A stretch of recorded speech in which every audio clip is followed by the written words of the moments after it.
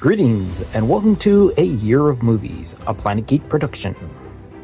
For this project, we are using the Ivan Walters reference book of 365 films to watch on the day they happened. Each day, we watch a movie associated with the date we are watching it on.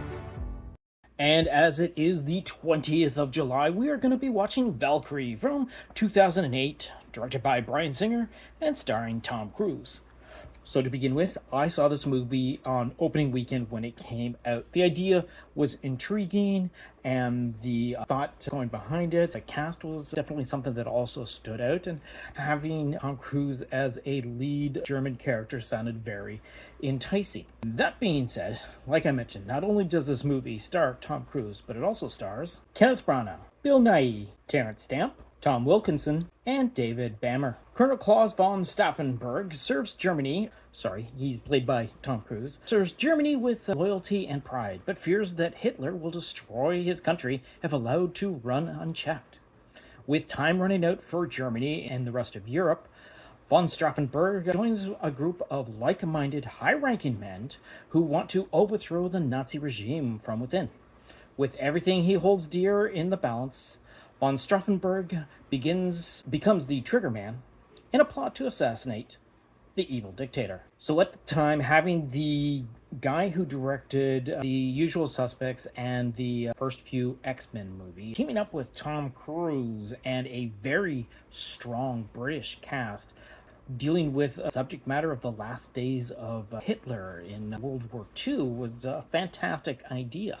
And the movie is just that. It's a very nice spectacle. It was a great popcorn film. Well, I myself do not consume popcorn at the theaters. It's that type of movie. It's one where you you know what, you can turn off your brain, watch all the action, listen to the great British actors in German roles doing their best British accents, pulling off all these lines, and have the American voice of Tom Cruise coming through as well. But again, it's really well done. I mean, the costuming is top notch. We got some fantastic stunts. Opening sequences just riddled with some really cool pyrotechnics and explosions and stunt work.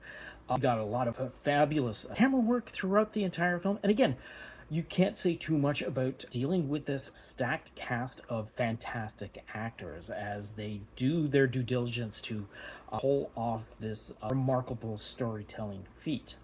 Now, it seems a little kind of fantastical at points and whatnot, and of course, it takes a while to adjust to every other German soldier having a British accent except for Tom Cruise, but once you get past that, it's perfectly fine.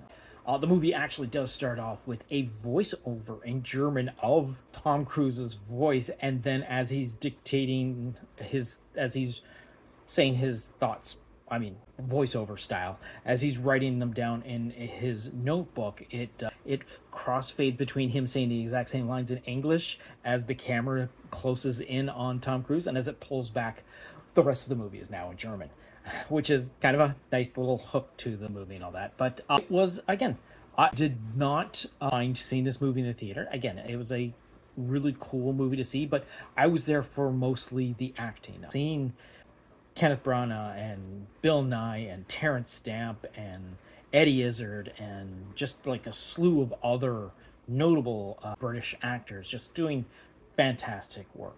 So after Colonel Stauffenberg gets Hitler to actually sign the new orders for the reserve army to seize Berlin in the event of any trouble, it's on July 20th, 1944, when he goes to Wolf's Lair and sets off a bomb, which happens just past the 1 hour mark into this 2 hour and 1 minute film. And on that note, we're going to wrap up this particular episode and look off into the future to see what we're going to be watching for tomorrow, which is going to be the 21st of July, and that is going to be Around the World in 80 Days from 1956. So until tomorrow, go see a movie.